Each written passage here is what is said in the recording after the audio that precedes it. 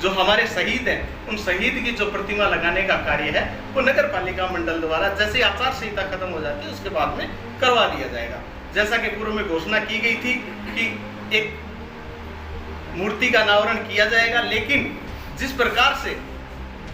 चाहे जिस स्थान पर जो स्थान आरक्षित होता है उस स्थान पर ही लगाई जानी चाहिए थी, इसके संबंध में पूर्व अनुमति ली जानी चाहिए थी, जिसका नितांत अभाव रखा गया, अनुमति नहीं ली गई। जानबूझकर ऐसे करते हुए मेजर विकास बांबू और उनके हम पर जैसे सपोर्टरों के मन की भावनाओं को आहत करने का काम बीजेपी के कार्यकर्ताओं ने किया है, जो कि घोर निंदनीय है। तो क्या वास्तव में वो जो आपने जहाँ पे वो मूर्ति स्थापना हुई थी तो वो क्या इनके नाम से थी? किसके लिए वो प्रपोजल बनाया हुआ था? जो फाउंडेशन में बनाए गए थे दो, किसके लिए बनाए गए? वहाँ पर दो फाउंडेशन बनाए गए थे। एक फाउंडेशन जो पार्क की साइड में है वो सैनिक चौक के नाम से बनाया गया था, और जो डिवाइडर के बीच में जहाँ मूर्ति स्थापित की गई है वो शहीद स्मारक के रूप में बनाया गया है, जिसका भी निर्माण चल रहा था। और क्योंकि आचार संहिता थी तो आचार संहिता में अभी कोई उद्घाटन हो नहीं सकते थे, तो आचार संहिता के बाद में जैसे वहाँ पर शहीद स्मारक लगा करके उसका उद्घाटन किया जाना प्रस्तावित था, लेकिन इसी बीच में कुछ लोगों द्वारा ऐसा करते किया गया जिससे हमारी जो देश प्रेम की जो भावनाएं हैं वो आहत हुई है। जैसे आज यूसुफ आपने बताया था कि वो एक शहीद स्मारक है, बनाया गया है, तो वहाँ राजगुरु जी की कोई मूर्ति लगनी थी, ऐसा कुछ मामला था क्या? राजगुरु मैं आपको आपके चैनल सभी के चैनल के माध्यम से बताना चाहूँगा मेरे शहरवासियों को कि जो पिछला बोर्ड था 2015 में एक नगर पालिका ने प्रस्ताव लिया था, उस प्रस्ताव के क्रमांक नंबर 11 पर इस मार्ग का नाम शहीद राजगुरु मार्ग रखा गया था,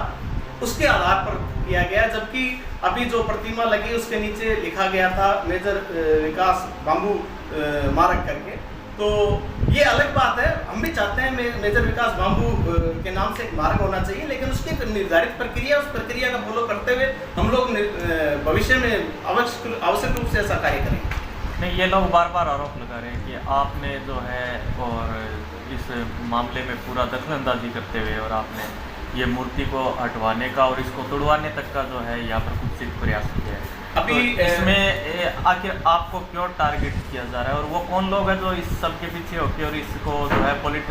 पॉलिटिकल इसको इश्यू बनाना चाह रहे हैं? देखिए, सबसे बड़ी बात यह है कि अभी विधानसभा चुनाव सर पर है और जिस प्रकार से बीजेपी ने अपने कैंडिडेट घोषित कर दिए, उसी प्रकार से कांग्रेस में मास्टर भरतराम मेघवाल जी जो हमारे पूर्व सांसद हैं उनकी टिकट लगभग तय है।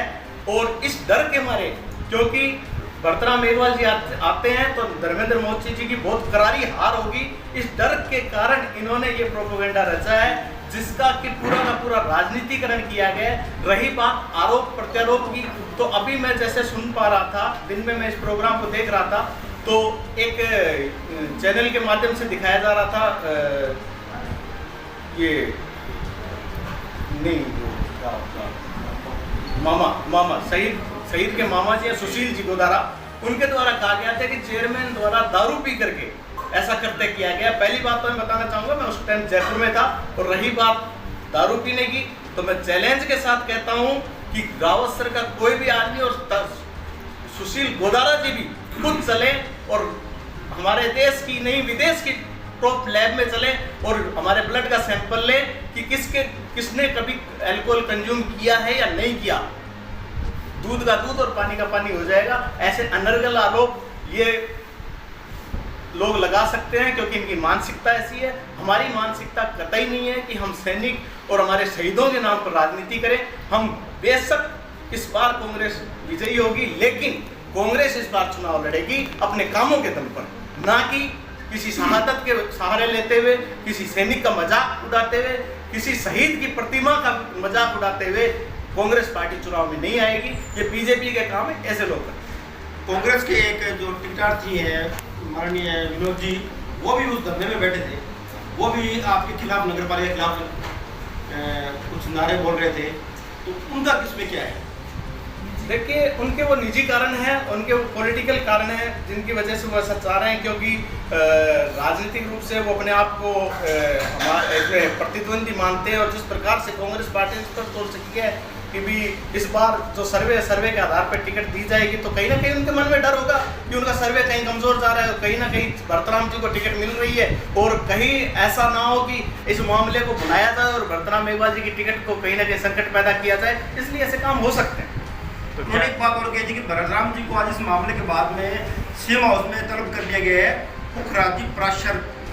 के माध्यम से, ऐसा कुछ था क्या? नहीं, ऐसा कुछ नहीं हुआ,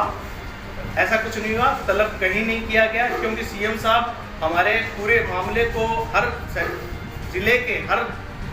ब्लॉक के मामले को सीएम साहब नज़दीकी से देखते हैं और उन्हें सब पता है, और वो राजनीति को अच्छी तरीके से जानते हैं, और उनको दूध का दूध और पानी का पता है कि किस प्रकार से ये लोग इस चीज़ का प्रोपेगेंडा रच रहे हैं। और आने वाले दिनों में आम जनता के सामने भी ये तस्वीरें क्लियर हो जाएंगी कि किस प्रकार से कौन लोग सही है और कौन लोग गलत। तो क्या ये मतलब सारा कुछ इस चुनावी टाइम में एकदम नज़दीकी जो चुनावी टाइम आचार संहिता लग चुकी है, तो ये सारा कुछ घेरने के लिए पूरा ये इसको इस्तेमाल किया जाता है? बिल्कुल बिल्कुल, ये लोग एक ओछी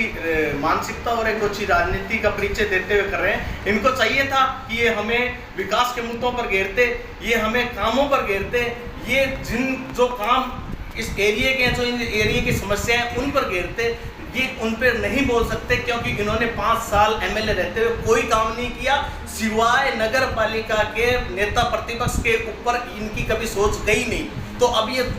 चुनाव में विकास के नाम पर, काम के नाम पर वोट किस तरीके से मांगे, तो इन लोगों ने प्रोपेगेंडा रचा है कि मेजर विकास बांबू जी की बहुत अच्छी फैन फॉलोइंग है, उस फैन फॉलोइंग का कहीं ना कहीं ये लोग फायदा उठा सके और राजनीतिकरण ले